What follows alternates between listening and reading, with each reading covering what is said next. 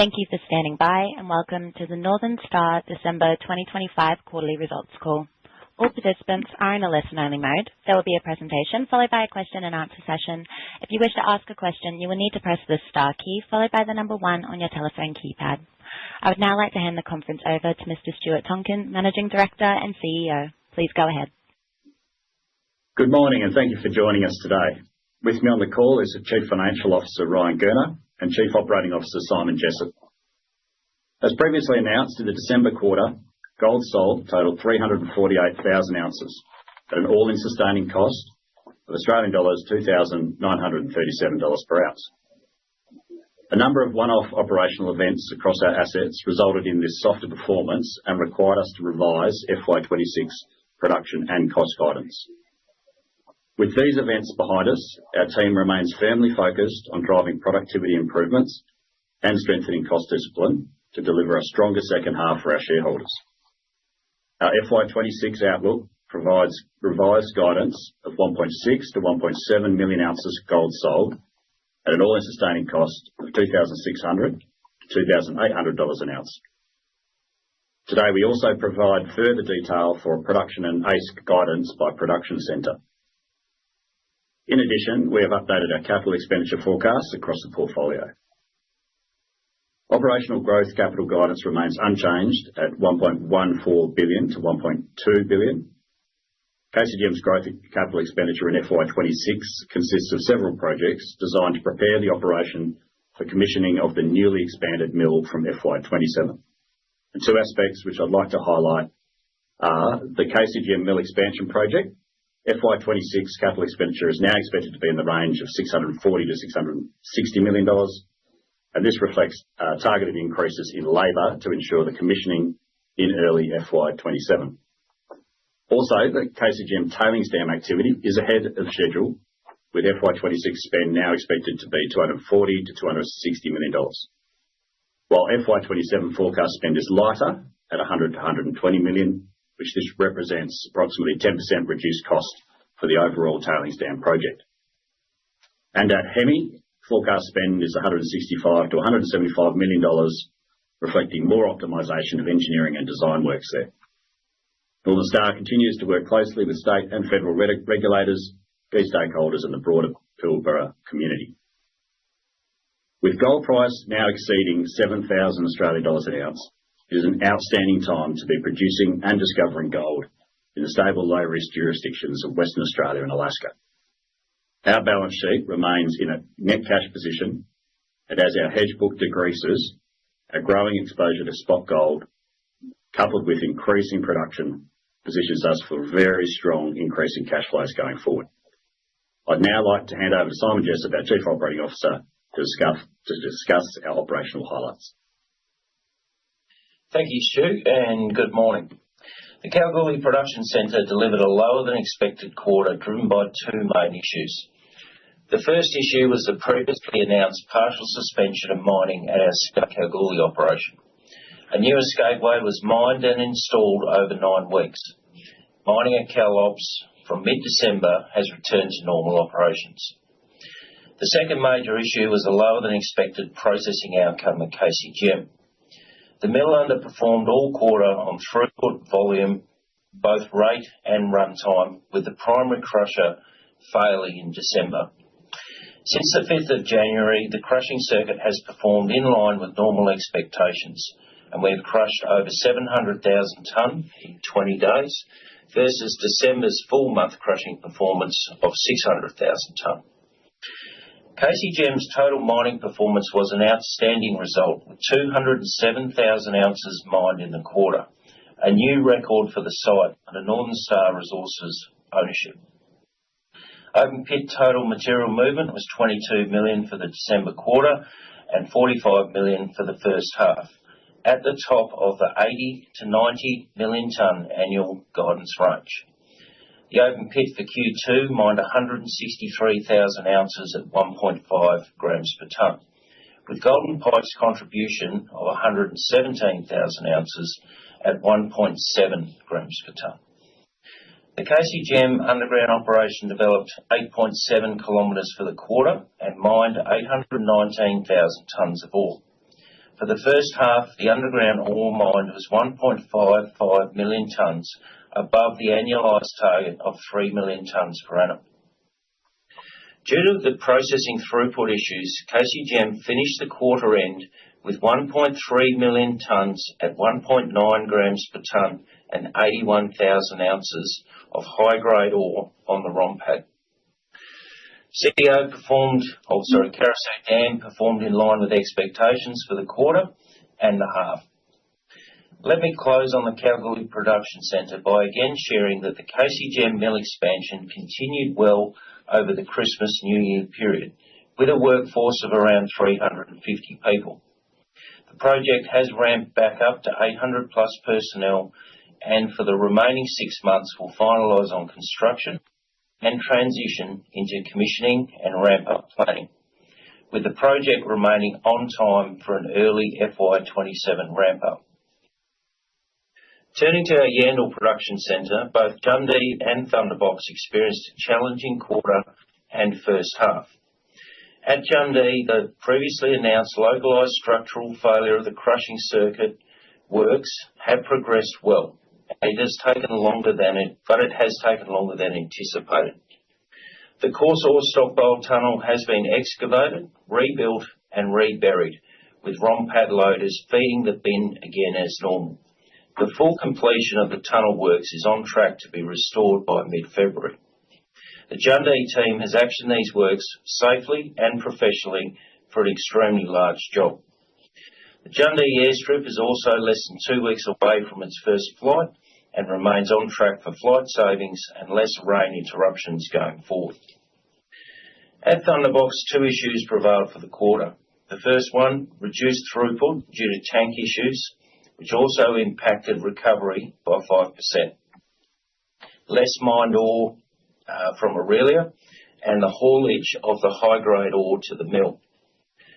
On the processing impacts, all tanks were back in operation at the quarter end, with rectifications planned for H2, which will see us cycle through the 7 tanks.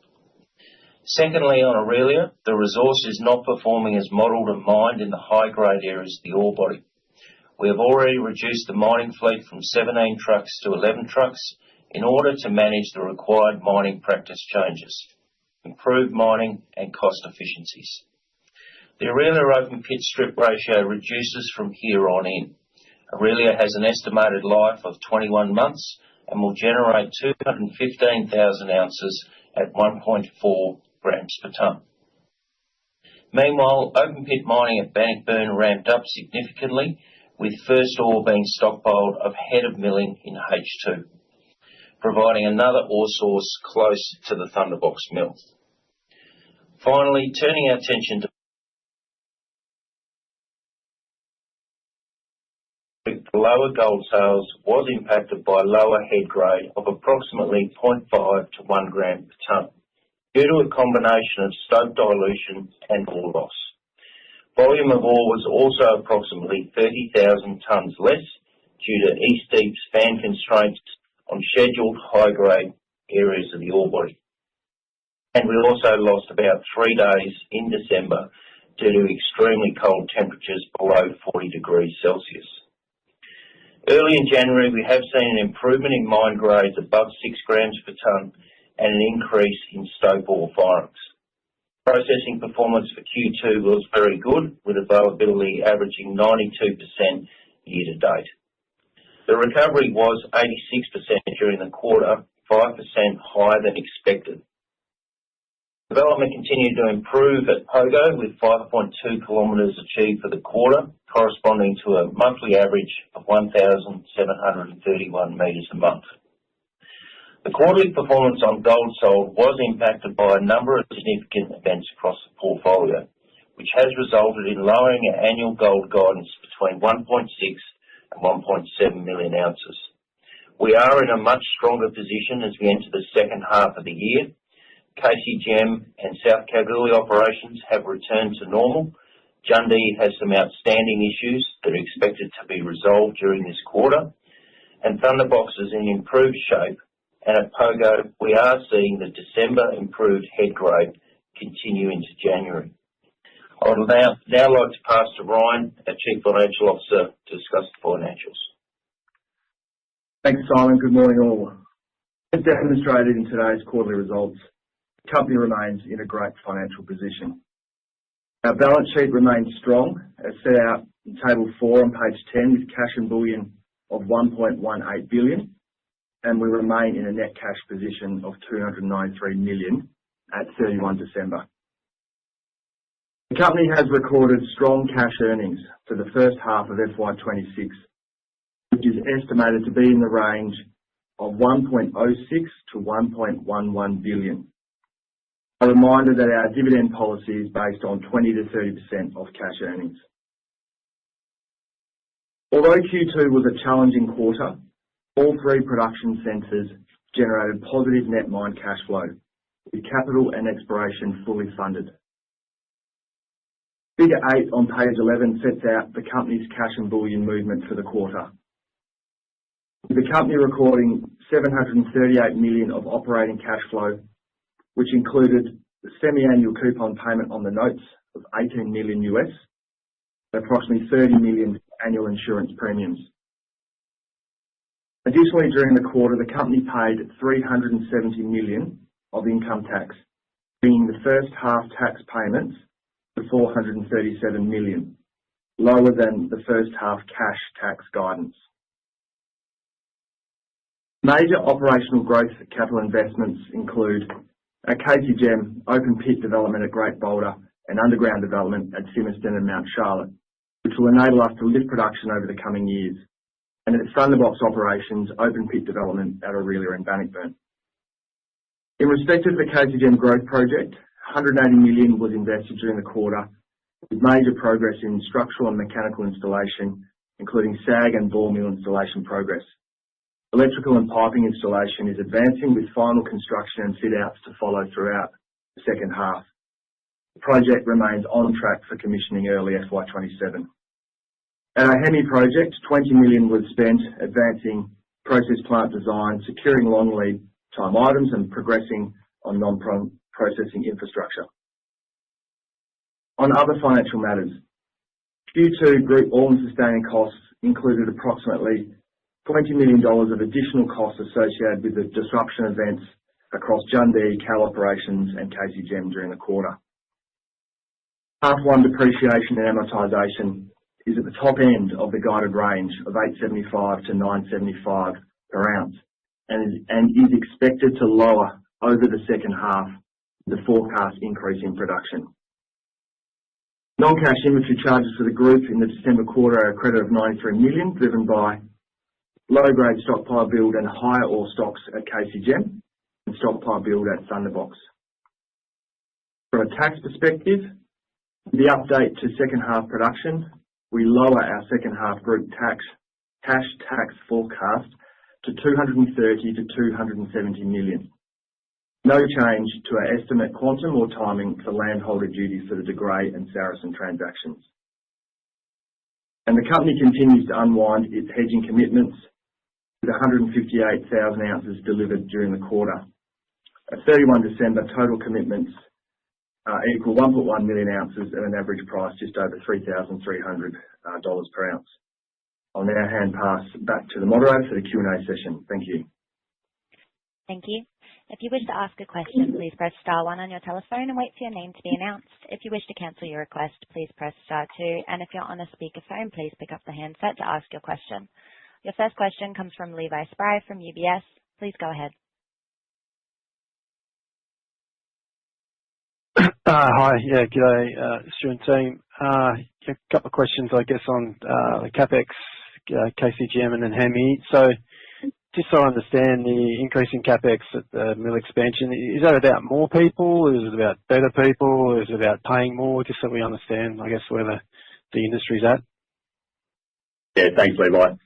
Look, it's targeted and deliberate, and it's to ensure we meet the commissioning timing of that FY27. So it's more people, and it's recognising, I guess, the productivity we've got out of the team that are there today. And it's not saying they're good or bad. It's just saying, you know, when everyone's working in that congested space, we hadn't made the progress on some of those things. So we were targeting around 600 people throughout the build, Simon just spoke to, we retained about 350 over Christmas, which would normally be in a shutdown, and then we've also run some back shift, night shifts throughout the last 6 months, and also we've come up now to 800 headcount working on that project. So it's targeted, deliberate, it's at a cost. Obviously, there's an uplift of about 110 million throughout this year, of which a large part of it's been spent in the first half.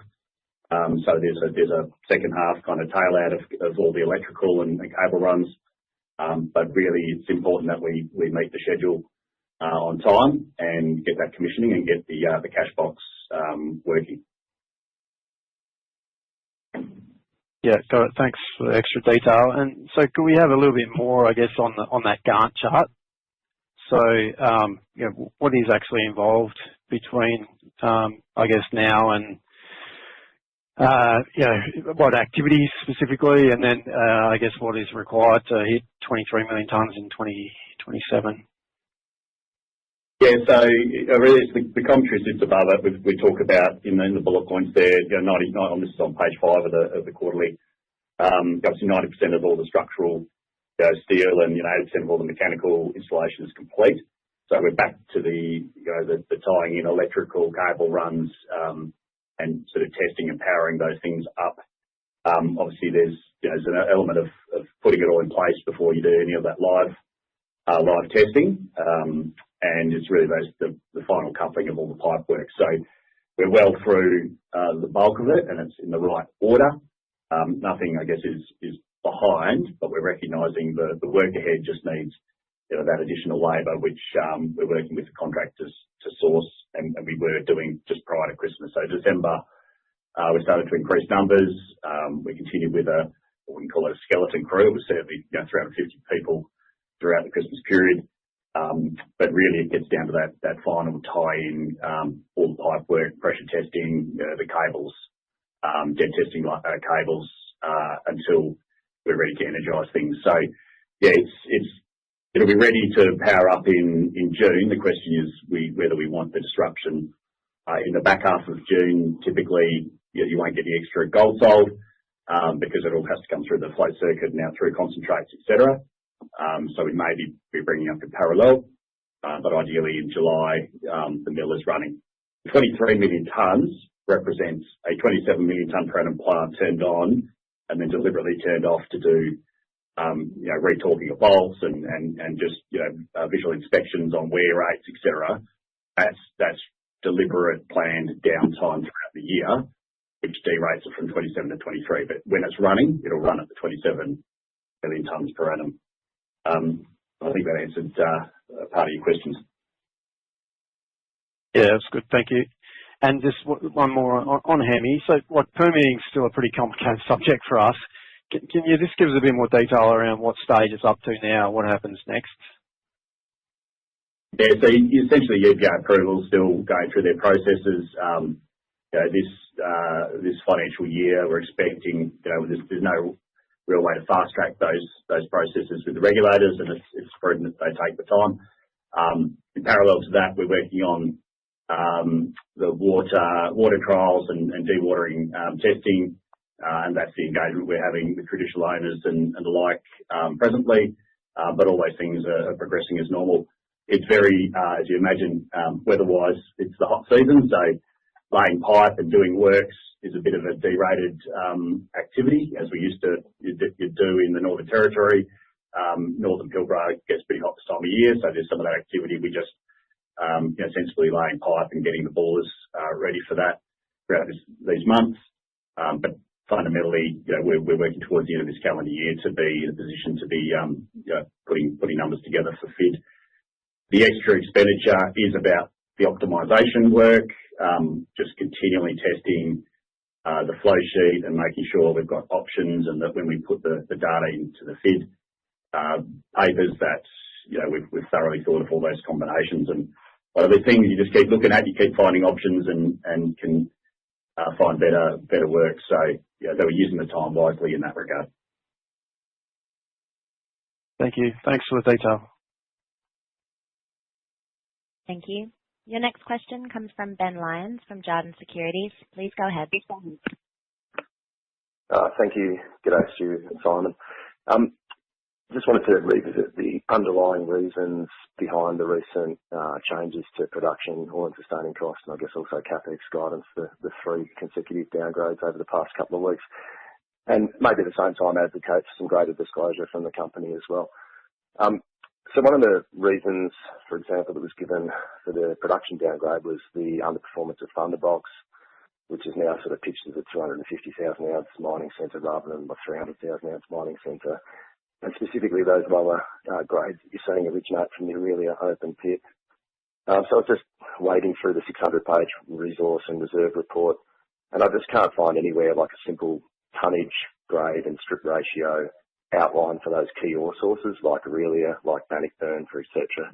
And the same goes for like Carosue Dam and Jundee, like the actual ore sources that sit behind these mining centres. So the comments made by Simon in his introductory remarks are helpful, gives us some of the pieces, but just like to have a really basic outline of the ore sources that sit behind the actual mining centres, or at the very least a detailed investor day where we can do some deep dives on these assets as well. Just think that'd be helpful to better assess the predictability of this business and the reliability of the forecasting that we receive, just a bunch of numbers from you guys at head office level, just to go deep on these assets. So am I missing anything in that 600-page resource report that could sort of help with these just sort of basic metrics? No, but I'll take that as a comment, not a question, Ben. Yeah, okay, cool. Okay, thank you. The question then, you've copped a fair bit of scrutiny on your continuous disclosure obligations. Why wasn't the crusher failure at KCGM immediately disclosed to the market? I would have thought that was a significant event in itself. To paraphrase your response to the ASX, it was basically we didn't get the data until the 1st of January. How regular are your updates from site to the head office in Subi? I would have thought that you're getting daily updates on simple metrics like production and sales, but is it weekly? Is it monthly? Surely it's not quarterly. Surely you didn't have to wait until the 1st of January to know that you're going to downgrade. So Ben, there's a very comprehensive response to an aware letter from ASX. It's a very simple one-page disclosure around production on the 2nd of January, and a very thorough response to the ASX in regards to the query. I think that addresses it. Yeah, okay. I mean, I've read it several times, but from my perspective, I don't think it's satisfactory. Like, I would have thought you get real-time data on sales, at least weekly or monthly, like not quarterly. But anyway, happy to go and have another read. Thanks. Thank you. Your next question comes from Hugo Nicolaci from Goldman Sachs. Please go ahead. Morning, Stu, Simon, Ryan. Just one on the updated cost guidance. Look, obviously good to see the revised cost guidance coming in line with the prior top end, considering the gold price increases and royalties associated with that. But if I break that down nominally, you've effectively tightened the range, and the midpoint of costs is pretty much unchanged, despite highlighting earlier this month that the operational impacts were going to have a number of cost impacts. So I guess the question is, what operational and sustaining costs have you been able to defer into next year to be able to keep that cost guidance flat? Yeah, thanks, Hugo. I think the key thing is that the one-offs and the events are behind us, and we know the impacts and effects of those events. They're finite, they're complete. Obviously, we've disclosed on some of the continuing things are in the week 1 of January that are behind us now. So really this is, the reset and the view of the forecasting of where the sites are operating at, and the cost base is allowed us to narrow the guidance range, because we've got 6 months ahead, not 12. So that's really where that is at. It's a much stronger second half. If you really look at what the second half will deliver, a significant step up from quarter 3 in production. You're seeing our realised gold price, it's improving, but it's still a long way off spot because of the hedges which are unwinding rapidly, and then obviously delivering into a higher spot. So coupled with increase in production, the gold sales being the denominator of all-in sustaining costs, the exposure to that spot, like the cash generation over the next 2 quarters and the run rate exiting this financial year, for another structural change of Fimiston being turned on positions the company into a very strong position. So it is, yes, it is future telling. It's forecasting. It's looking at what's in front of us. We would ask people to isolate quarter three. We have provided a very detailed, information around the events that were unforeseen, or some are out of our control. Some were risk balanced around maintenance events. But ultimately, they have been addressed. The team has done an absolutely fantastic job managing through that period and working on those items. And that gives us the confidence to place the forecast. On the full year, yes, there's a step up in cost. There's a step down in production. But when you look at the second half run rates, it's a very, very strong healthy business in that regard, and it can't undo what's happened in the first half. But ultimately, we've got a very confident outlook.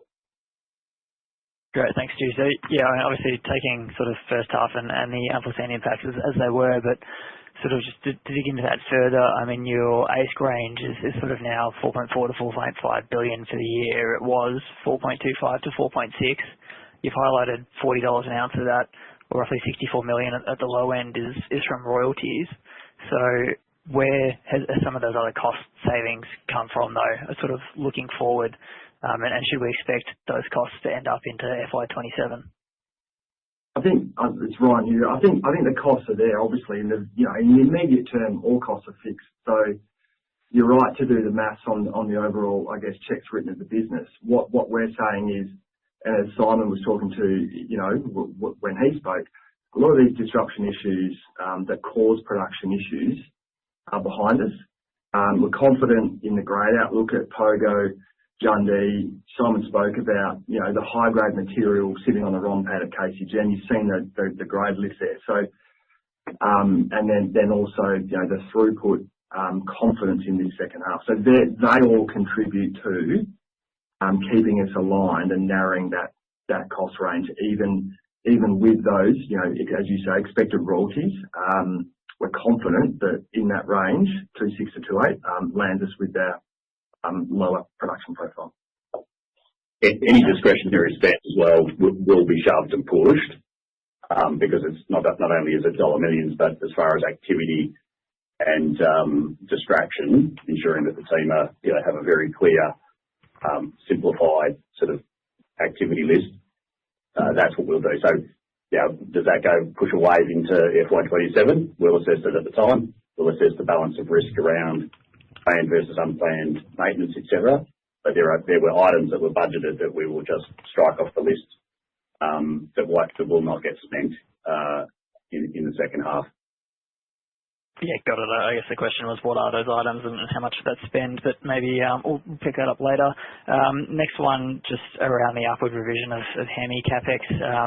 You called out a more detailed review of engineering design works for why CapEx this year is 25 million higher. But studies were originally to support an FID by the end of FY26. So is that just a bring forward of detailed engineering works that you would have otherwise had to do, or were those not initially detailed enough for an FID timing as originally planned? And I guess how should we consider that in the context of, I think, market expectations for Hemi CapEx now, sort of 2.5 billion? I mean, should we continue to expect it that maybe there's a bit of creep there?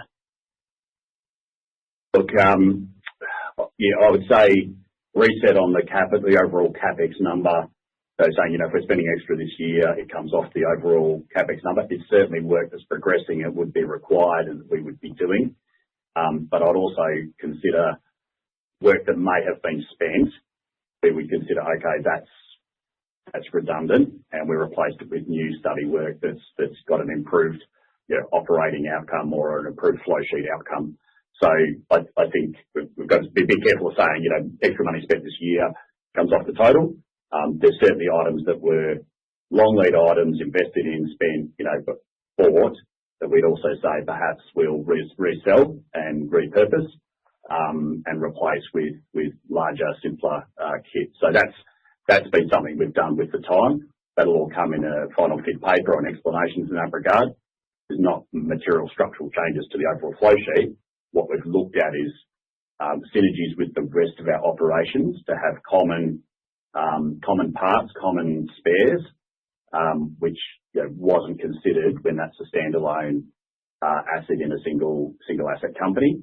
We've looked at it through the lens of Fimiston mill expansion, some items that could replicate, save on the engineering because we've already done it, but we've actually got to spend for the parts to get commonality, which will de-risk us in the future running to sort of sister plants. All right, got it. I might pass it on and run back. Thanks. Thank you. Your next question comes from Matthew Friedman from MST Financial. Please go ahead. Sure. Thanks. Morning, Stu and team, and Happy New Year. A couple of questions from me, please. Maybe firstly, can I take the thrust of Ben Lyons' comments and maybe turn it into a question that hopefully you can actually answer on this call? In the release, you say you've reduced CapEx spend at Pogo and Kalgoorlie and increased spend at Yandal to support the regional hub strategy. Can I just ask, what is the regional hub strategy at Yandal? Can you summarise it in terms of production ounces, life, unit cost, and how much capital needs to be spent to deliver it? Because I'm not really clear on any of those things, and it sounds like maybe there's other analysts that aren't clear either, so that'd be appreciated. Okay, Matt. So there's a 3 million tonne per annum plant in the north called Jundee, and there's a 6 million tonne per annum plant in the south called Thunderbox. Higher grade ore will go to Jundee, lower grade ore will go to Thunderbox. Jundee will sit at around 300,000 ounces per annum. Thunderbox will sit at around 250,000 ounces per annum. So the hub, which is called Yandal, will produce at about 550,000 ounces per annum. That's different to the 600 we set, but we've articulated that 550 is probably the happy place that will be at. It might oscillate where Jundee does 250 and Thunderbox does 300, but overall, that Yandal belt, we're saying, can operate at around 550. We've got the reserve statements. It's got all the grades and ore sources, Bannockburns, Aurelia's, Thunder. You've got all the data that sits behind that. That's fundamentally more than what any company is providing and giving, is the materiality of what that asset provides for the group. The key aspect of those assets that we're not liking at the moment is the costs. So the aspect of the economies of scale from expanding Thunderbox was to materially improve the all-in sustaining costs, as is the growth at Jundee, was to keep the costs down. And you can see the cost for Yandal in the quarter on a lower ounce profile are very high.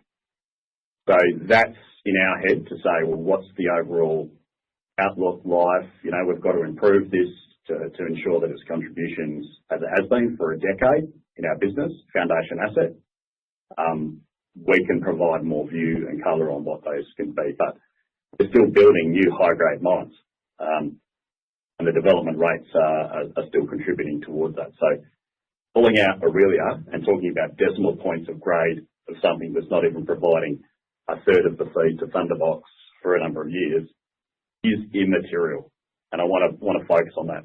It's immaterial in the overall. I mean, I didn't specify Aurelia, Stu, and you've answered the question in terms of ounces and life, but as you point out, I think probably the gap in understanding is really more around unit costs, expectations, and also, I guess, the capital required to get there. So I suppose, the question that probably the market has is, what's the quantum of capital you're going to spend in order to get the cost to a certain point, and I guess what does that look like? And I suppose we wonder out loud, how do you make those investment decisions when it seems like we don't have a good visibility on what the target is around cost and total quantum of CapEx? Yeah, so we provide production and cost guidance on an annualised basis in July, and that's what we've done for a long time, and that's what we'll keep doing at Yandal. We put in a pace plan, that's getting into the higher grade at Jundee. It'll see some of the grade restore. All the commentary that sits around this asset shows the growth of Wonder down south, giving better grade into Thunderbox as well as the new Bannockburn operation. You're going through the stripping at the moment, getting into primary ore. The questions we're not going to answer on a quarterly call, let's put it that way. No, that's fine. I guess the theme there is that I appreciate that you guys give 1 year guidance, but clearly the impact to the market's perception of the company from, arguably some of these short-term disappointments from quarter to quarter, potentially that impact is exacerbated because we don't have a multi-year sort of longer-term picture for some of these elements of the business. So obviously anything you can do over time to just shine a light on that is appreciated. But I'll move on from that line of questioning. Matt, Before you do that, the point is, with KCGM in the half one, it's really changed it, and it's the mill throughput that's really impacted the overall ability to deliver. All the other sum of the small parts on a materiality threshold are negligible. But the actual, the straw. I agree with you. That's why I'm making the point. That if you only give 1 year guidance, it's exacerbated. Please let me finish this answer.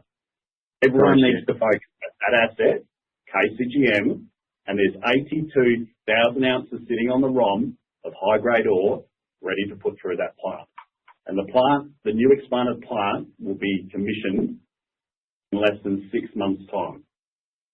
So if everyone wants to weave into smaller items across all the assets, we recognise that it was a poor quarter.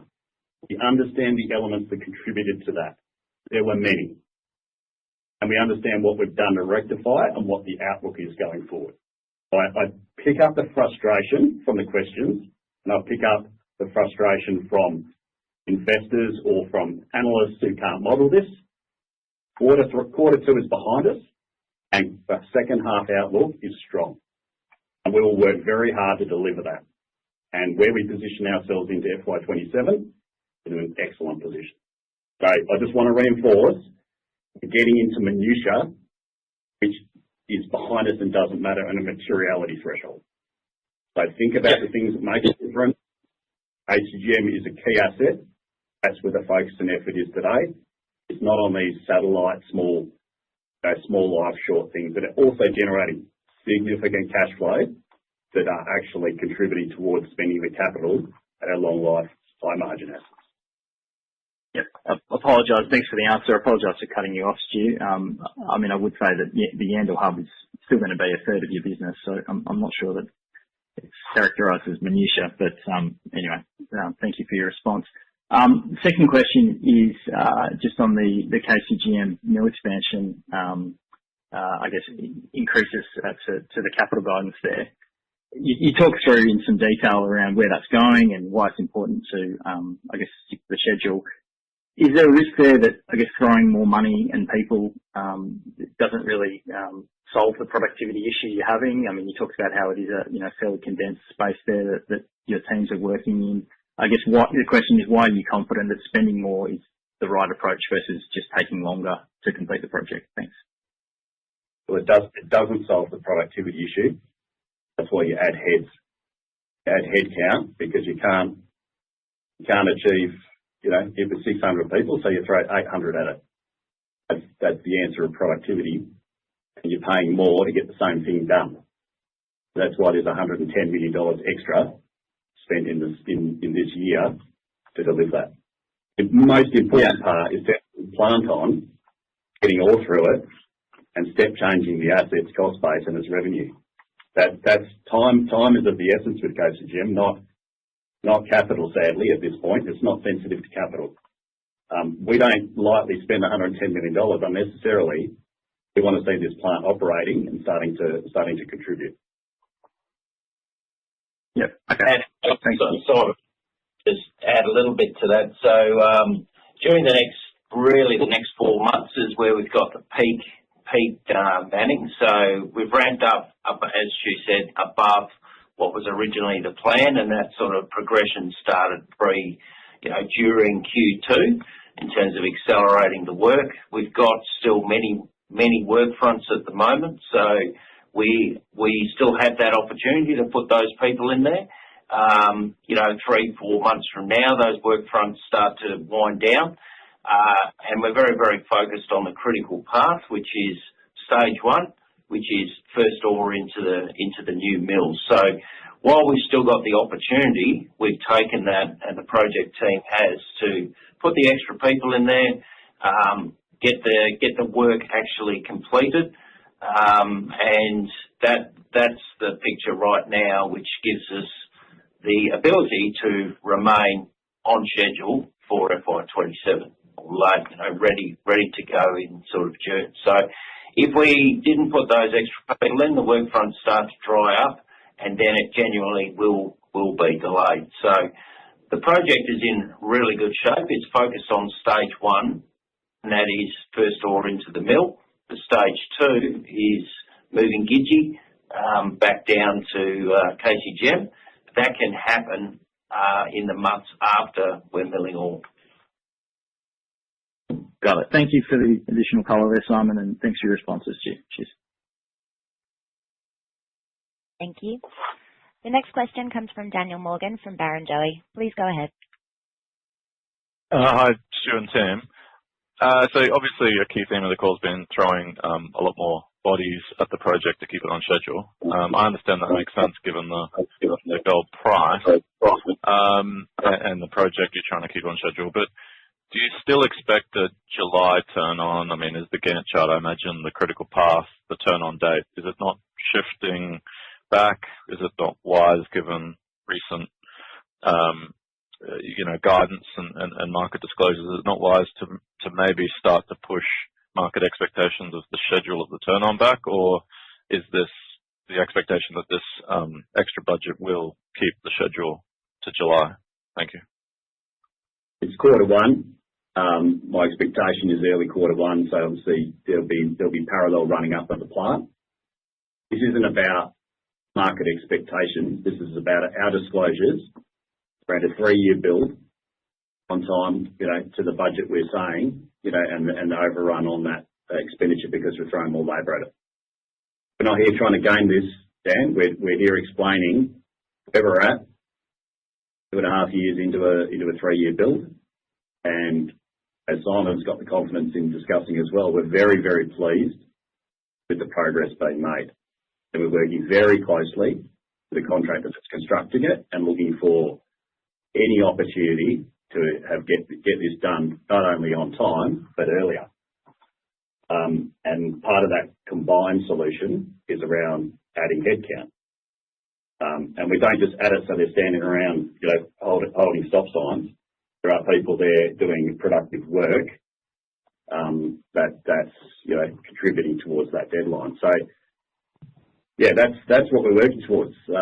It's pretty exciting. I think the team that got around the plant at Diggers and Dealers saw a massive step change year on year.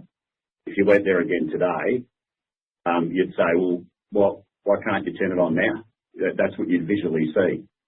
And it's no different. You're building a house, wait for your carpets and your fly screens, all the cabling, all the tiling, all the final elements of that.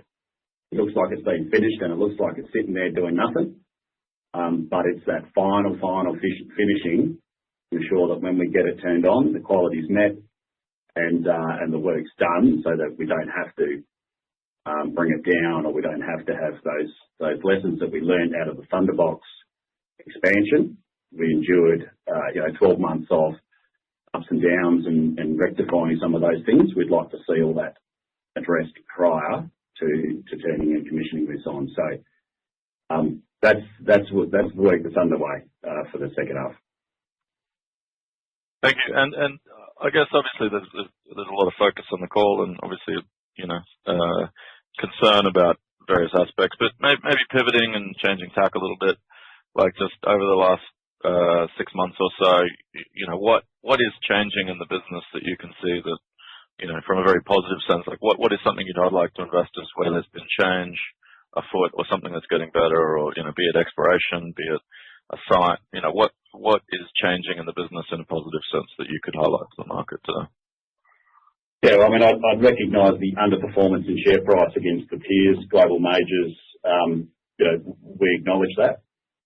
We acknowledge that there's reflection on short-term production misses, cost misses, and we've been very clear on the events that have contributed to that and what we've done to rectify that. Just look at the run rate of second half in its own right. Very, very strong uplift in production. look at the reducing hedge book and realised gold price that we're growing exposure to spot, and the step change of the business as a KCGM mill expansion turns on in FY27, and the uplift again, step change in production profile for the group. They are the things that are so close to us that the opportunity for investors now to get in and get positioned, that's the confidence in the outlook. And I see, to your point, people are focused on here now concerns. They're looking at relativities. That creates the opportunity to understand the long-term value creation that Northern Star is doing. Thanks very much, Stu. Thank you. Your next question comes from Milan Tomic from JP Morgan. Please go ahead.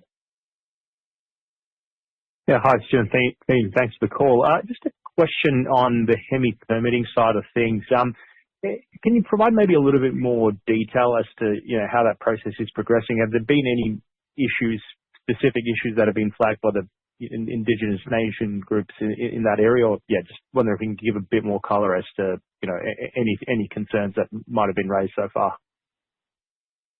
No major concerns there, Milan. It's really the dewatering trial is something we've got to commence, which will likely be in the start of quarter 4. Ideally, we would have started that in quarter 2, but there was a delay in getting all that infrastructure in place through the hot season. So once that's in place and we've got a plan that's acceptable, we'll commence that trial. It takes about 3 months, and that feedback loop goes into our 5C water licence for dewatering of the pits pre-production. So that's probably something that has slipped. It doesn't affect the overall state and federal EPA approval licences, which are continuing. But ultimately, that's probably the operational part that we would have liked to have seen commence pre-summer, and that's going to start March, April, likely with the modified scheme that we've negotiated or are negotiating with traditional owners there. Yeah, and just in terms of the work that you're doing on optimisation, any major changes regarding mine plan sequencing, etc., that you could share that's kind of been different from how that project was initially envisaged to be?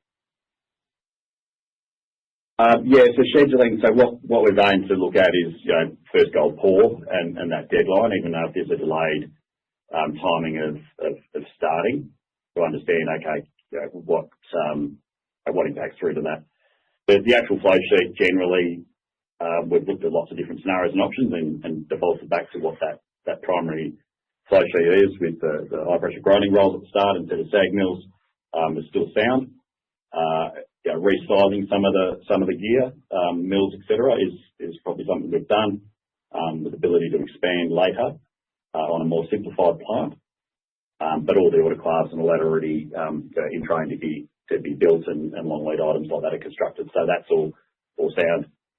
Mining sequence, again, just around water management, around burrow pits and getting that prepared. We've just got options and scenarios there as opposed to the one plan that previous owners had.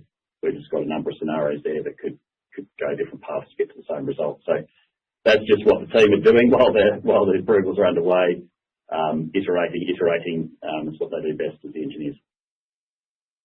Yep, thanks very much. And maybe if I can just squeeze one more in on John D. To get it to 300,000 ounces, you'd have to get quite a sizable uptick in the grades compared to the last couple of quarters at least. Can you maybe just shed a bit of light? How are you getting that increase in grades? Are you moving into a high grade part of the ore body, or is there something else that we should be considering there? Thanks. A mix of both. Primarily the throughput's not changing, so yes, the average grade delivered to the plant needs to be there. It's been there before. We've certainly got isolated pockets that are different grades and different mining sequences. We've just added a paste plant, which allows us to go back up into the upper levels, regional high grade areas, and take those high grade zones that were sterilised because they're just open voids. There was no paste in the mine in its history, 30 years. It's never had any paste backfill, but we've got that paste plant installed and starting to fill those voids. We can go back and take those high grade pillars out of those upper levels. So there's areas like that, New Cook, Griffin, mining zones, contributing better grade. So all those things contribute, but overall it is a grade focus rather than a throughput focus. Great. Thanks very much. Thank you. Your next question comes from Adam Baker from Macquarie. Please go ahead. Hi, Stu. Just one follow-up for me, just on Hemi. I noticed you noted that in May 26 you're going to have the optimised resource and reserves. I'm just wondering, is there anything that we could be seeing to see a quantum change in the resources or the reserves, noting changes like gold price assumptions, etc., and likewise for reserves around cut-off grade, etc. With your work integrating this into the Northern Star reserve and resources. Thanks. Yeah, thanks, Adam. Look, I won't preempt things that happen with R&R. That there's still a fair bit of work to occur in the coming months leading into that, but we'll basically release Hemi in a Northern Star view of R&R with the group's R&R. I would say, Hemi had a high gold price assumption in what was previously released. So we'll try and align, with the group overall, where we set those gold prices for resources and reserves.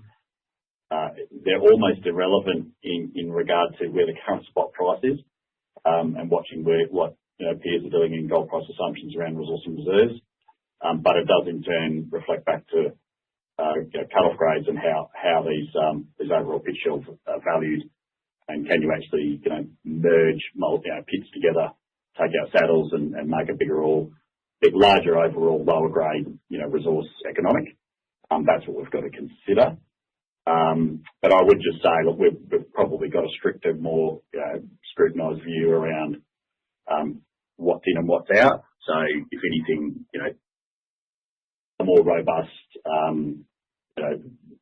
scrutiny or eyes on that resource is more likely than material growth. If you think about the drilling and the data that's occurring there, all we've really done recently is redirect some drills to do some truthing. We haven't done any real growth drilling since we've taken control of that Hemi region. That's great. Thank you. Thank you. Once again, if you wish to ask a question, please press star one. Your next question comes from Mitch Ryan from Jefferies. Please go ahead. Morning, Stu and team. Stu, you made a couple of comments with regards to Hemi. You called it a sister plant to KCGM, and you talked about taking the opportunity to resize mills. Does that potentially mean a change of scope of mill size relative to previously disclosed grain numbers? Can you help us understand that? Correct. Ideally, things like the crusher, things like the mills, ideally are identical to what we have at Fimiston, and that's been currently our thinking. There's already some mills purchased. They're already sitting in a shed, packaged up in Port Hedland. I've literally seen them unloaded off the truck. I look at those and say they'll do the job of a 10 million tonne per annum plant. To get to a 15 million tonne per annum plant, I'd need a third one. Would I consider, instead of doing that, having two large mills today that match Fimiston? The answer is usually yes. So they're the sort of considerations we're doing to say, irrespective of owning some hardware that's sitting there in a shed, would we start again and say two large mills that match Fimiston? What's the logic of that? In the scheme of reselling these things, there's options that are there.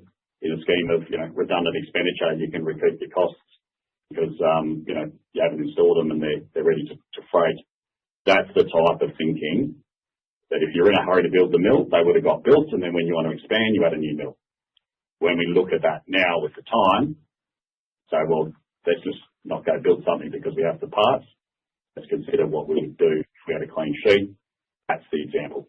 Same as the crushing circuit. Absolutely take the replica design from Fimiston and say, is that something you could install here that's oversized, but matches parts, etc.